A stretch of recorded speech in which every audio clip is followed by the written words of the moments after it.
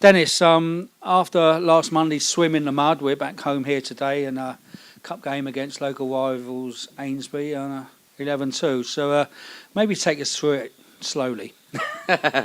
Well, I certainly can't take you for every goal, Mike. We'll be here all day. But no, it was a good victory. I think it's a good game come at the right time with regards to we haven't played for 6 weeks. So, we've got a game in, another 90 minutes under our belt, get rid of the rustiness. But as you can see, there was still plenty of decent football played by us today. Don't matter who you play, to score 11 goals is pretty decent. I mean, it could have been a lot more. Yeah, it could have been. And what always impresses me, Dennis, is we kept our composure, we kept our shape, we played our football. Even when we were 6 or 7 up, we still kept trying and play our football, move the ball, get the goals. Really good game. Yeah, we've obviously left a few people out today to give a few people a game, but, singing praises. Lewis Hilliard in the middle of midfield today was exceptional, the way of spraying the ball around and controlling it. Kieran Davis out on the wing, I thought had an excellent game, going by people. And, the crosses that were coming in were exceptional. And Stephen Moore to get 5 and Tolly to get 3. They're our front two, and that's what you expect from them, and they've delivered today. Yeah, and between them there was 4 headers, 2 each, I think, and both all real powerful headers. Yeah.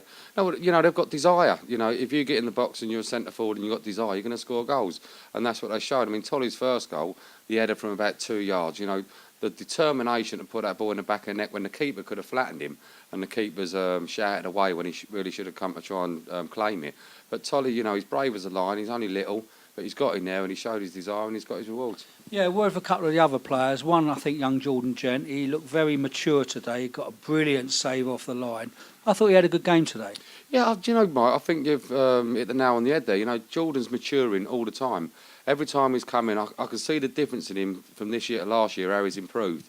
And that's only good for us moving forward, because I think, over the next 4 or 5 years, Jordan could be an exceptional talent for us. Yeah, he is. He's a patient lad. We got him on a 2-year contract, and he understands that. He's going to go away to the English schools, colleges side, hopefully, give him even more experience. But you've brought in a new centre half, stroke right back or defender in Lewis. Tell me about him. Yeah, I mean, we've been looking for a centre half now for a couple of months with the problems that Jonah's got, because obviously if we get one injured, Jordan's then in the firing line and we've got no cover. So it's an area we need to cover. His pedigree's exceptional. He's played 30-odd league games at 17 for Wycombe Wanderers. He might be a little bit behind the fitness at this moment in time because of where he's been, but we'll get him up to spec. And again, moving forward over the next 2 or 3 years, I think it'd be a decent signing for us.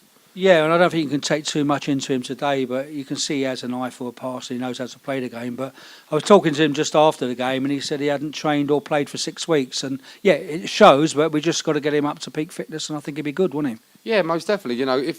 If he gets his levels of fitness back and he's better than what we've got, he'll play. If he ain't, he'll be a cover. It's as simple as that. We've got to win football matches, and if he's better than what we've got, he'll play, and if he ain't, he won't.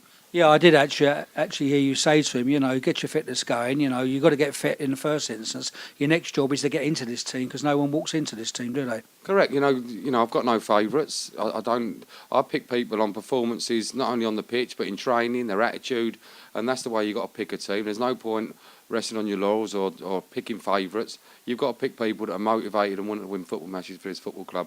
Otherwise, we ain't going to win anything. Yeah, well, we've got a few coming up to another 5-week period where we've got some really tough games. We're starting off with Daventry away next Saturday, followed by the FA Vars Cup game the following week. Have you had a look at Guiseley yet? No, I'll be going to have a look at them next week. They've got a midweek game against Barden Hill on Tuesday night, so I'll be going over then.